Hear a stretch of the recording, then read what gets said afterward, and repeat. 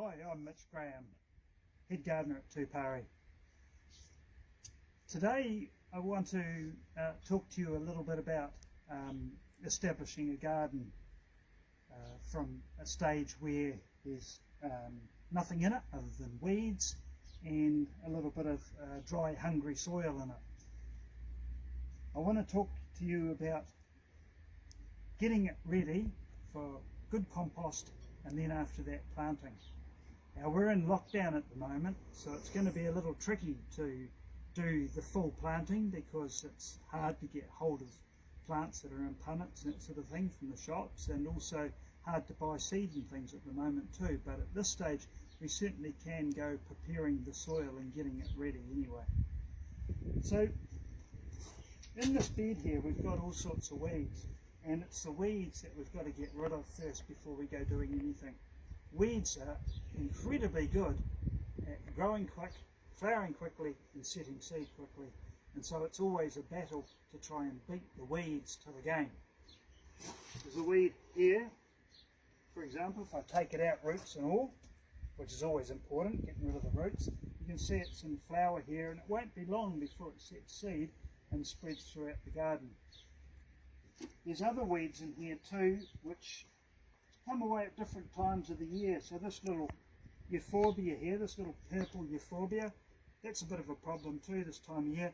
That is exceptionally quick at going into flower and then seed and then spreading throughout your garden, particularly in the hot, dry months. So some of the first things to do are to dig out your weeds and make sure you're getting them out, roots and all. So there we go, there's a sort of a summer grass type weed, massive big roots on it, and you can't just cut it off, you've got to get it out, roots and all. Over here we have what we call bittercress, and you've probably seen that through your garden too. That's in seed right now and that's ready to explode and come up everywhere too. So getting rid of a lot of these weeds before we start is very, very important.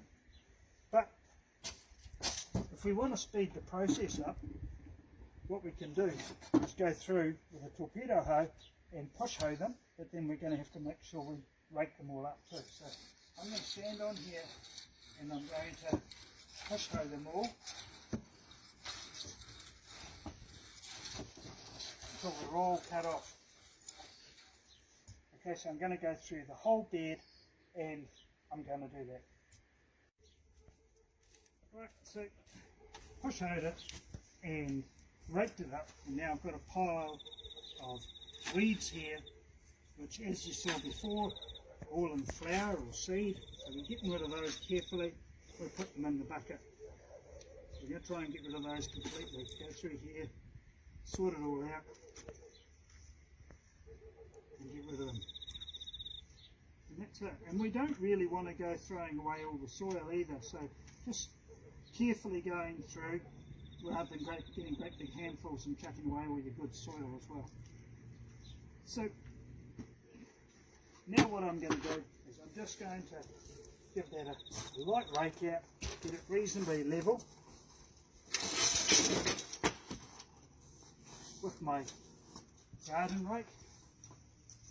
And while I do this, it's a good chance to see if there's anything I've missed out on as far as the weeds go. One thing I will say that's very important is don't go standing on your garden bed too much.